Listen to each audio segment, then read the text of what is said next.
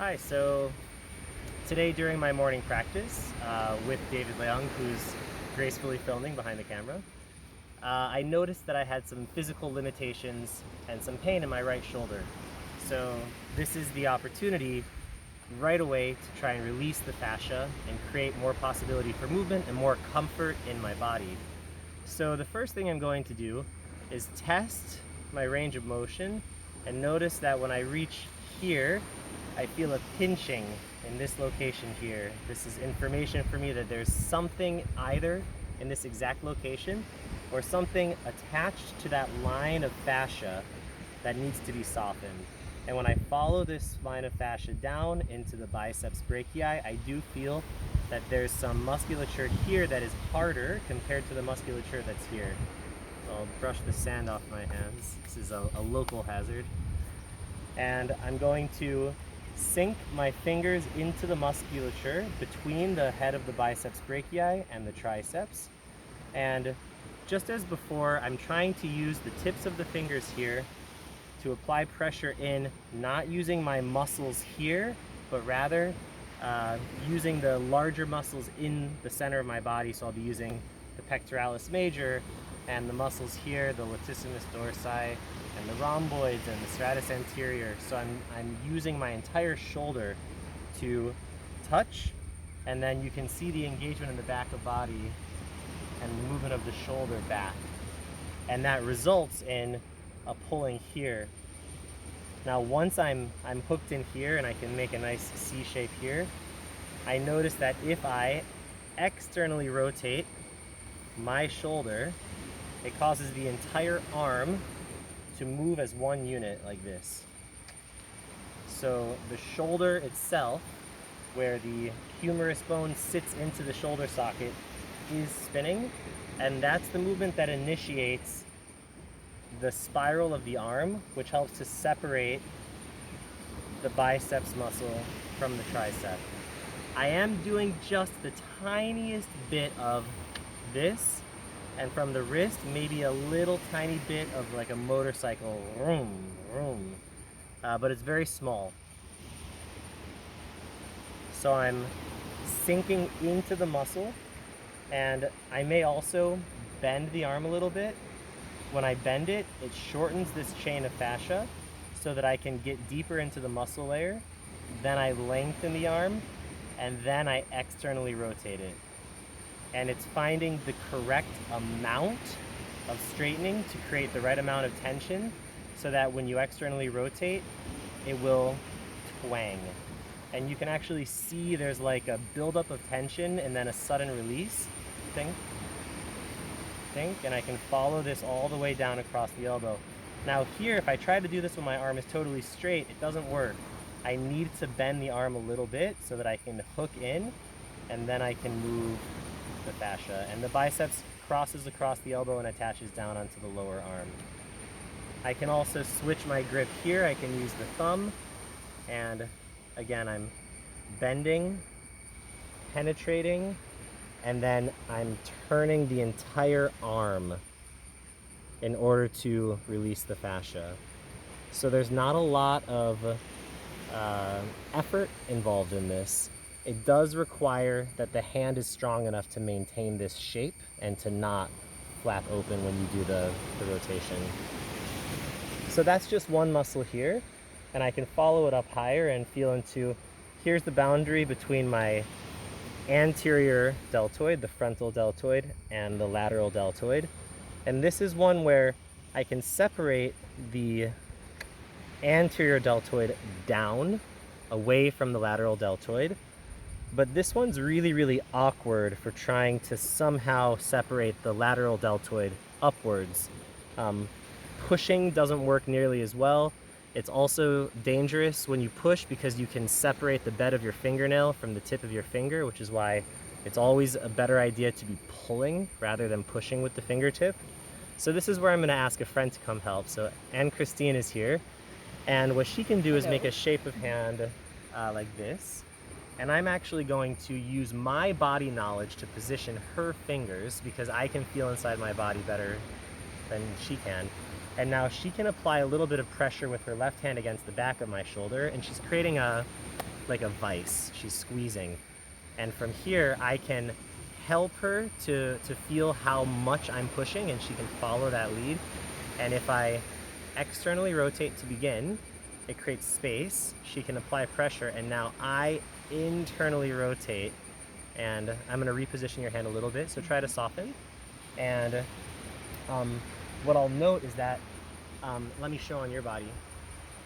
So when she came in, she had her arm bent and her wrist bent, and she was here. This is a very compressed position, and for her to be able to pull, she doesn't have much access. Instead, what I'll encourage her to do is to have her arm maybe not locked out straight, but just a small bend in her elbow.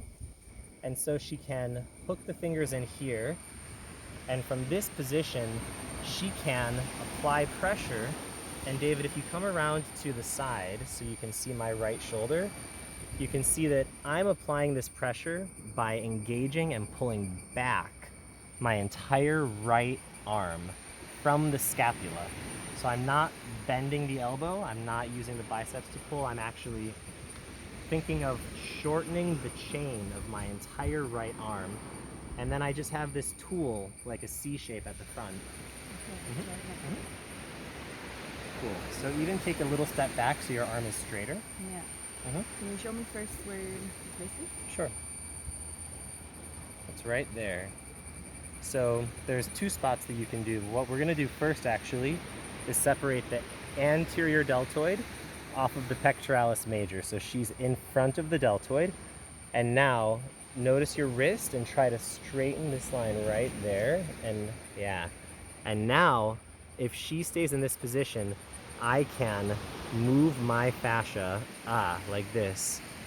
I do an internal rotation, go ahead and hook in. And as I internally rotate, and I give her this little, good. So I feel the muscle actually separate. Then I'll move her hand a little bit to the side, just right there. I can shorten and soften this chain by externally rotating. And then as I feel her sink in, as I roll my shoulder forward, and what I need actually from you is a tiny bit of upward resistance. So you're not really pulling too much up, but as I move down, you need to stay in the position. Yeah. So right, I'm gonna reposition you a little bit, right? There, and bend your fingers just a tiny bit more. Good. Now I feel like she has a hook around the muscle, and so I can move into it. Good. And that was a big release. It went twang. I want that feeling of like you're strumming a guitar string. Yeah. So what I'm doing is I'm just, I'm using the broad surface of my thumb here just to anchor her fingers in place. I'm not pushing very much, but I'm stopping her fingers from traveling forward as my arm turns. And I'll reposition her again, another centimeter down here. This is still the boundary between the anterior deltoid and the pectoralis major. And I'm, yeah, right there. And then we'll move just like a tiny millimeter to the side again, do the exact same thing. Good. So we've now hit it 1, 2, 3 spots. And actually as I touch here, it feels much softer to me. And then we can do the exact same process about 2 to 3 centimeters further up the body to get the next line of muscle. So she hooks in, she makes sure that her arms are more or less straight and that her shoulder is engaged back into the body. And the hand needs to be more like this shape.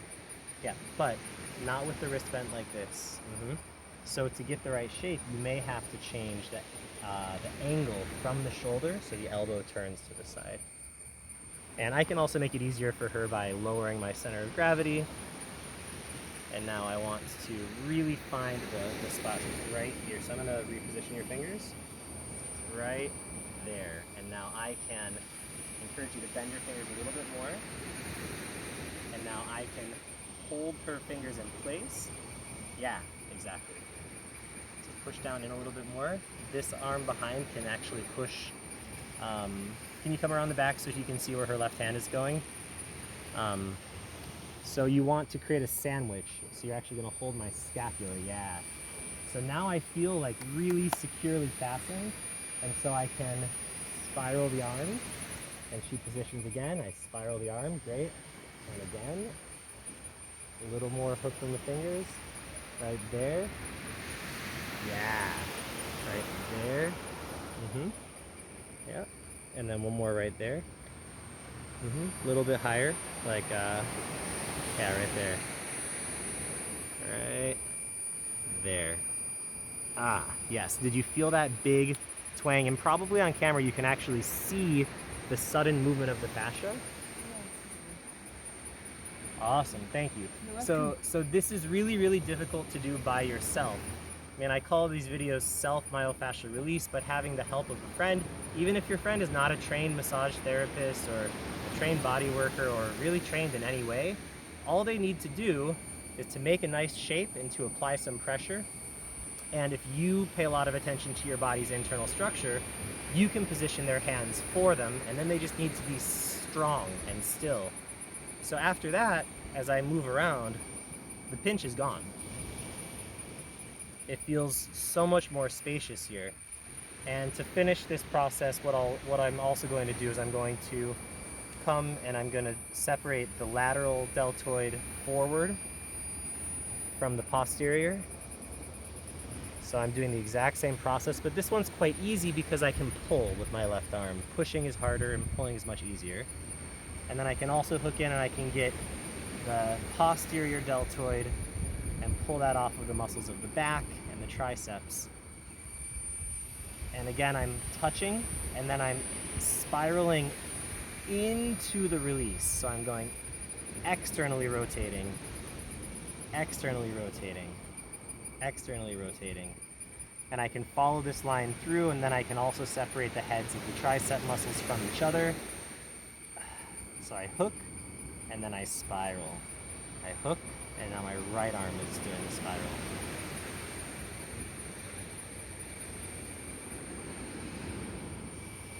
It doesn't take very long, but now my right arm feels light compared to my left arm, feels quite heavy, and that discomfort and pain and movement that I was describing from this morning is gone.